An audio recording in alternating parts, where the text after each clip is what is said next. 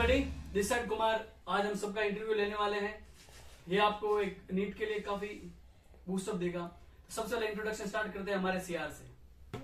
Meet the CR of our class, the class representative Piyush Raj, Divyam, Kapoor Babu Gupta, Pritivardhan Panda, Aryan and Harshvardhan.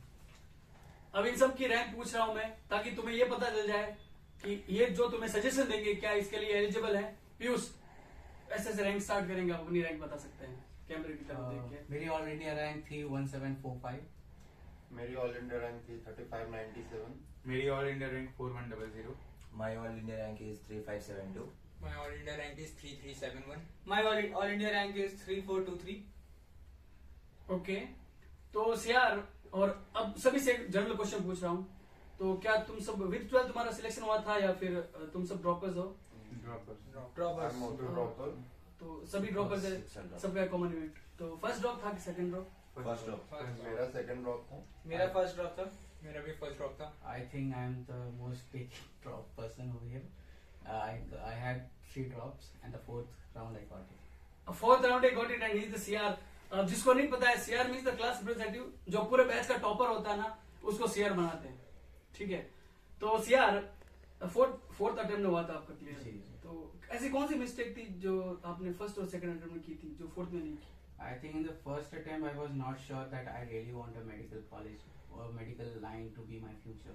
Okay, So I was very like just a good student, not very good in achieving my dreams. दिव्यम, तुम्हारा second drop था right? हाँ, drop second था। Third attempt था ये मेरा। First attempt के दौरान क्या होता कि 12th का एग्जाम का भी प्रिपरेशन करना था, तो उस पर मेनली फोकस था। और बीच में डिस्ट्रैक्शंस भी बहुत सारी हुई थी। ये उम्र ही ऐसा होता है कि लोग डिस्ट्रैक्ट हो जाते हैं। लड़की का चक्कर है वो यार। I can understand.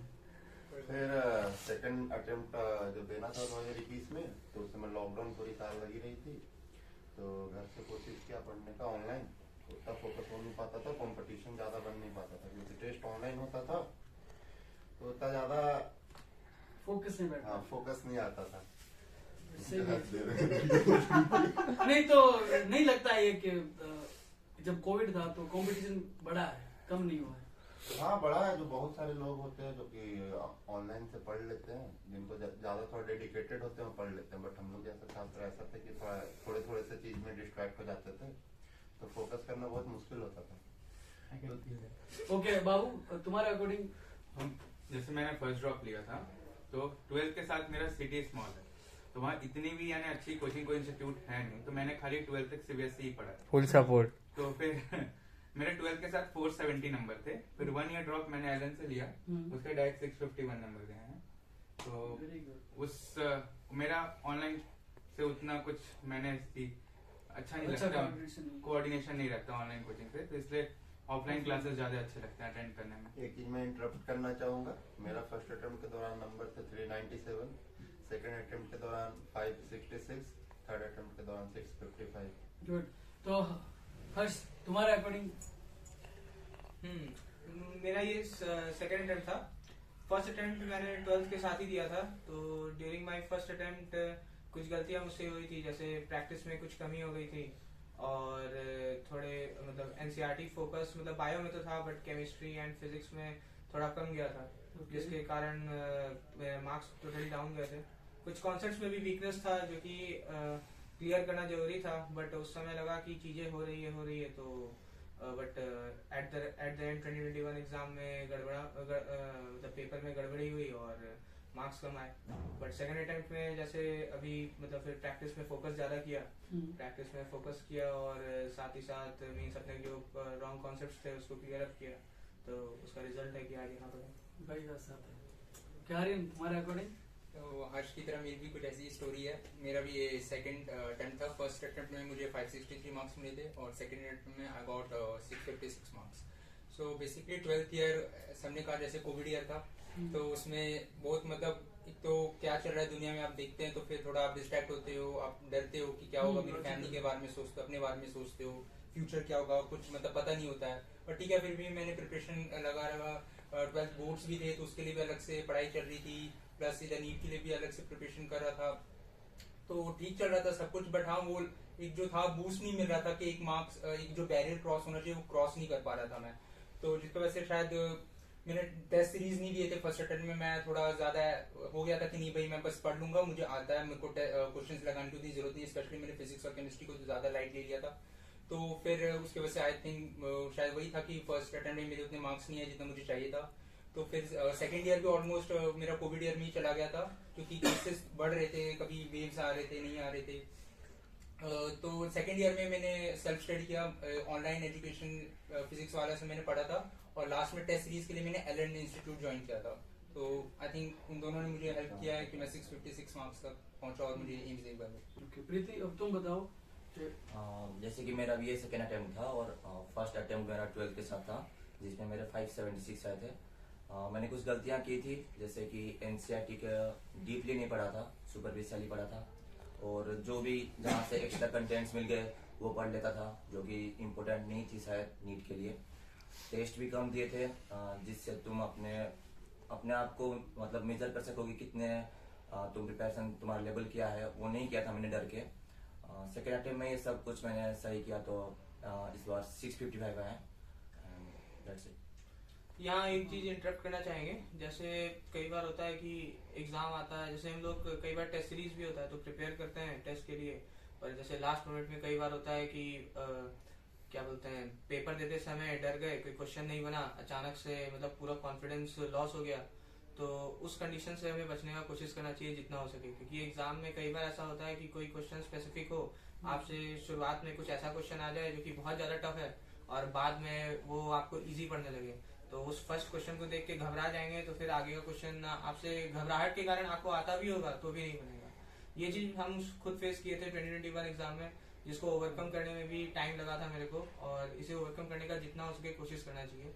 ये टफ है ओवरकम करना, बट पॉसिबल है, इसलिए इसको कोशिश करना चाहिए, क्योंकि every obstacle is an opportunity, right? Yes definitely.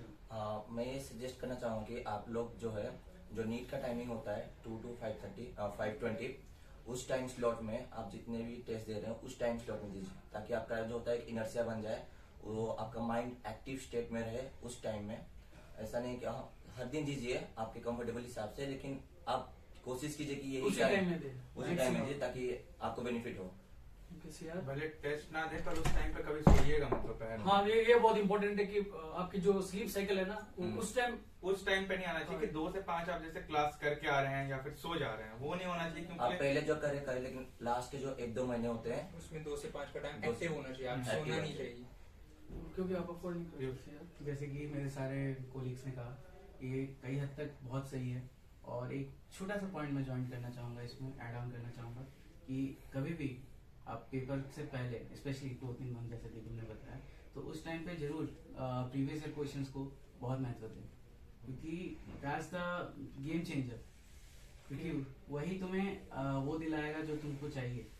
कि अगर पीवाईक्यू अगर तुमसे नहीं बन रहे, इसका मतलब तुम फील्ड में हो ही नहीं, तुम रेस से बाहर हो इनडायरेक्टली। और एक बात और, जैसे कई लोग क्या करते हैं ना कि अब जैसे ये अभी जो फेस चल रहा है, जैसे इस बार आपको पता होगा कि मई में अभी आ रहा है आपका नीट का एग्जाम, तो अब ये 3 या 4 मंथ्स अभी बाकी है। तो इसमें आपको ये जरूरी है ना कि आप जैसे आपका सिलेबस अब क्या होगा, जैसे कई सारे ड्रॉपर्स भी होंगे, वो भी सुन रहे होंगे, तो उनका सिलेबस एटलीस्ट अब तक कंप्लीट हो चुका होगा, ठीक है, और या कंप्लीट होने के कगार पे होगा। तो मैं ये बोलूंगा कि आप लोग को ट्राई करना चाहिए अपना रिवीजन को मैक्सिमाइज करने का, और एटलीस्ट अभी जैसे कुछ 1 मंथ के लिए वीकली एक फुल सिलेबस टेस्ट देना चाहिए, क्योंकि क्या है कि लास्ट के समय में आपको आपकी फ्रीक्वेंसी फुल टेस्ट की बढ़ानी पड़ेगी। और अगर आप डायरेक्टली ये सोच रहे हैं कि लास्ट के 1 मंथ में ही फुल टेस्ट देना चालू करेंगे, तो फिर आपको डिमोटिवेशन होगा, क्योंकि आपके मार्क्स एक बार में नहीं बढ़ने वाले फुल टेस्ट में। तो आपको फुल टेस्ट देने की प्रैक्टिस अभी से करनी पड़ेगी। तो एटलीस्ट वीकली, अगर ज्यादा नहीं हो पाता तो एटलीस्ट वीकली एक फुल टेस्ट जरूर दीजिए। और टेस्ट में मार्क्स कितने पे ये मत सोचना कि यही मेरे नीट का भी स्कोर होगा। शायद हम में से बहुत होंगे जिनके टेस्ट में शायद फर्स्ट टेस्ट देने में शायद 500 भी किसी के क्रॉस नहीं होंगे, 600 तो पता नहीं हमने कितने टेस्ट दिए होंगे तब आया होगा। तो ये मत सोचना कि जो मेरा like before that I had given the mock test of the PW physics wala, and I got like 610 or 620, and in the NEET you all know that We all know. तो कितने लोगों ने फिजिक्स वाला का use किया literally, कहीं ना कहीं डायरेक्टली 5 में भी। और मैं ये कहना डायरेक्टली चाहूँगा फिजिक्स वाला एक ही कि बैच से थे। पीयूष ने जो पॉइंट रखा कि प्रीवियस ईयर क्वेश्चन सॉल्व करना चाहिए वो कीजिए, लेकिन मतलब 2008-9 से शुरू कीजिए, क्योंकि उससे जो पहले के ईयर्स हैं वो बहुत इरिलेवेंट क्वेश्चंस हैं वहाँ पे, तो उसको सॉल्व करके पैनिक ना होइएगा। 2012-13 से भी कर सब्जेक्टिव स्ट्रेटेजी तो ज्यादा सही रहेगा। हाँ ये भी और हाँ, एक चीज हम और मिस करते हैं, जैसे टेस्ट देने के बाद मार्क्स कम आते हैं तो फिर घबरा जाते हैं और टेस्ट का एनालिसिस भी नहीं करते हैं। ये एक्चुअली यहाँ सबके साथ हुआ होगा, क्योंकि शुरुआत में क्या होता है कि देखते हैं, घबरा गए, अरे 450 आया तो टेस्ट का एनालिसिस नहीं किए और फेंक दिए पेपर को ऐसे ही। पर एक्चुअली ऐसा नहीं करना चाहिए, क्योंकि अगर आपका मार्क्स कम आया है ना तो take it as an opportunity. Why? Because हो सकता है कि उस जगह पे आपका कई सारे कॉन्सेप्ट क्लियर ही नहीं हो, तो जब आप उस क्वेश्चन को फॉर्मेट में देखेंगे ना तो उस क्वेश्चन से सीखने का कोशिश कीजिए। तो जब आपको अपनी गलतियां पता चलती है ना तो फिर वो आपको लॉन्ग टाइम तक याद रहता है। तो उस गलतियों को जैसे जैसे आप करेक्ट करते जाएंगे आपका कॉन्सेप्ट वैसे वैसे क्लियर होता जाएगा, क्योंकि वो चीज इमोशनल हिट करती है तो लॉन्ग Yes. टर्म मेमोरी में चली जाती है। एक चीज मैं और ऐड ऑन करना चाहूंगा, जो स्टूडेंट सबसे बड़ी गलतियां करते हैं वो लास्ट के 3 से 4 महीने थोड़े डर के कारण पढ़ना छोड़ देते हैं। सबसे जो इम्पोर्टेंट होता है प्रिपरेशन में, मेरे एक्सपीरियंस के हिसाब से लास्ट का जो 3 से 4 महीना होता है उसमें स्टूडेंट्स को बहुत ज्यादा फोकस्ड होना चाहिए। और इस दौरान अगर जो कोई गलती होती है तो सिलेक्शन पे इफेक्ट आता है। भले साल भर आप कितना भी पढ़ते हैं, लेकिन अगर आप लास्ट के 3 या 4 मंथ नहीं पढ़ेंगे तो आपका सिलेक्शन नहीं होगा। So stay focused last 3 month अगर उस टाइम अगर खींच के पढ़ लिया, हाँ। मतलब मैराथन, और उस टाइम लास्ट के 3 महीने एकदम स्प्रिंट। और टेस्ट भी देते रहने, टेस्ट बहुत इंपॉर्टेंट है। हम मिस छोड़ देते हैं कि शायद हमारे मार्क्स कम आएंगे, हम डीमोरलाइज होंगे, हमारा कॉन्फिडेंस कम हो जाएगा, इसलिए हम सोचते हैं हम नीट में ही जाके देंगे, तो नहीं होगा। वो कुछ भी कर लो उस दिन पैनिक आएगा आएगा। तो आप जितना टेस्ट दे सकते हो, स्पेशली 3-4 महीने में फुल टेस्ट सीरीज दीजिए, तो बहुत हेल्प करता है। मार्क्स के कम आने की वजह से टेस्ट सीरीज कभी नहीं छोड़ना चाहिए, हाँ, इसलिए वो ज्यादा इंपॉर्टेंट होता है कि टेस्ट सीरीज देते रहें, इससे आपको क्वेश्चन का एक्सपीरियंस होगा और साथ में आपको पता चले कि आपको बिना आए हुए भी आपको कितना कॉन्सेप्ट बचा हुआ है। एक चीज और है, लास्ट के समय में रिसोर्सेज बहुत लिमिटेड हो, ये बहुत इंपॉर्टेंट है। बहुत लिमिटेड चीजें पढ़नी है। जो एनसीईआरटी है, जैसे बायो में एनसीईआरटी आप साल भर कितना भी एक्स्ट्रा पढ़ लो, लेकिन लास्ट के 3 या 4 महीने में सिर्फ आपको एनसीईआरटी बायो में पढ़नी है। ऑर्गेनिक केमिस्ट्री का हो सके तो ऑर्गेनिक पार्ट आप एनसीईआरटी से पढ़ लें। तो ये सब छोटी छोटी चीजें बहुत मैटर करती है सिलेक्शन में।